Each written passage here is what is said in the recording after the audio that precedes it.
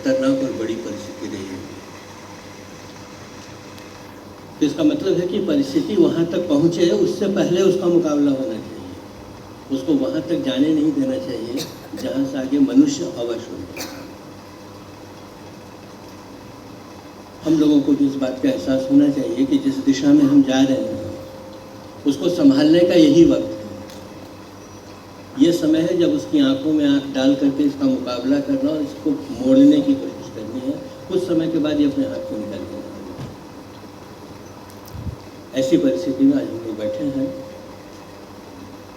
पर जो कुछ गांधी वाटिका में आपने देखा उसको ध्यान करते हुए आज की जो परिस्थिति है इसमें हम लोग कहाँ हैं, इसका थोड़ा आकलन करने की कोशिश आज दिन भर में हम लोग करेंगे।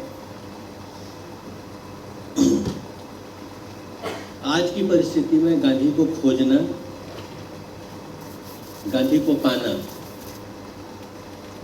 गांधी को समझना, ये 3 कदम है जिसकी ज़रूरत हम सबको है। जो गांधी वाले हैं उनके लिए भी कह रहा हूँ, मुझको इस बात का बहुत मलाल रहता है कि हम लोगों को गांधी के लिए जितनी कोशिश करनी चाहिए, हम लोग वो कोशिश सबसे कम करते हैं। ये मान करते हैं कि हम तो गांधी का काम करते हैं। तो उसको याद आता है, बापू ने लिखा है एक जगह कि मैं रात दिन अखबारों में लिखता हूँ, अपनी पत्रिकाएं निकालता हूँ। कांग्रेस वाले उसको नहीं पढ़ते। कांग्रेस वाले तो ये मानते हैं कि हम तो काम ही कर रहे हैं, हमको क्या पढ़ना है। तो गांधी जो लिखता है वो दूसरों के लिए लिखता है, नहीं हमारे लिए लिखता है। गांधी को रोज रोज पढ़ने की जरूरत पड़ती है। मैं गिन नहीं सकता हूँ इतनी बार मैंने हिंदू स्वराज्य पढ़ा है, 1000 बार कहूँ तो भी गलत नहीं होगा। लेकिन आज भी जब उसको मैं पढ़ता हूँ तो कोई ना कोई एक नई चीज़ मिलती है जो अपनी समझ में उस समय छूट गई। तो अपनी दृष्टि में जब विकास होता है, जब आप चीज़ों को समझना शुरू कर देते हैं तो रोज़ नई चीज़ें आपके सामने खुलती हैं। उसकी बहुत ज़रूरत है। 2 लोगों की बात करता हूँ आपसे।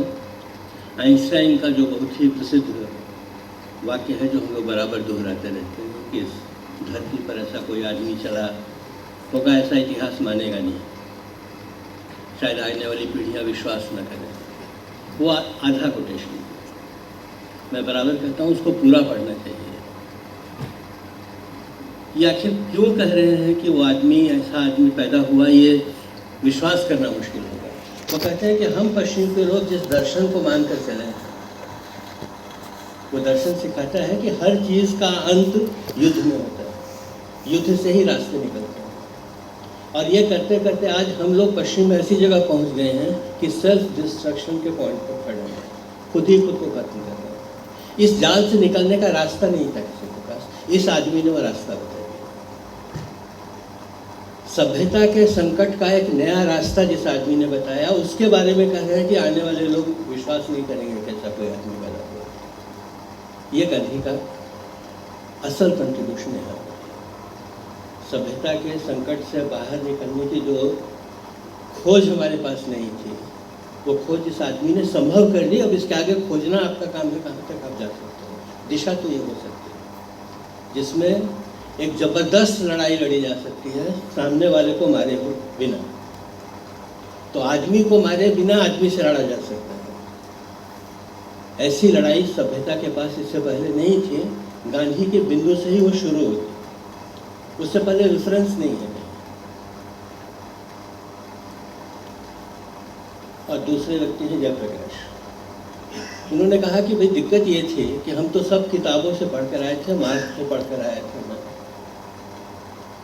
अंग्रेजी भाषा में लिखा हुआ मार्क्स की कोई किताब ऐसी नहीं थी जो मैंने नहीं पढ़ी, ऐसा दावा वो करते।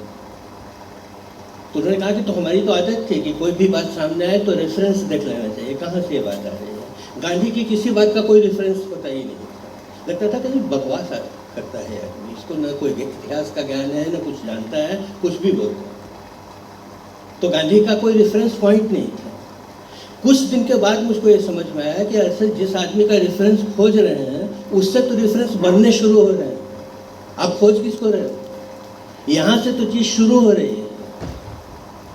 तो उनके शब्द अगर मैं कहूँ तो उन्होंने कहा कि वो इतने ओरिजिनल थे कि हमको नए तरह से उनको समझने की कोशिश करनी पड़ी।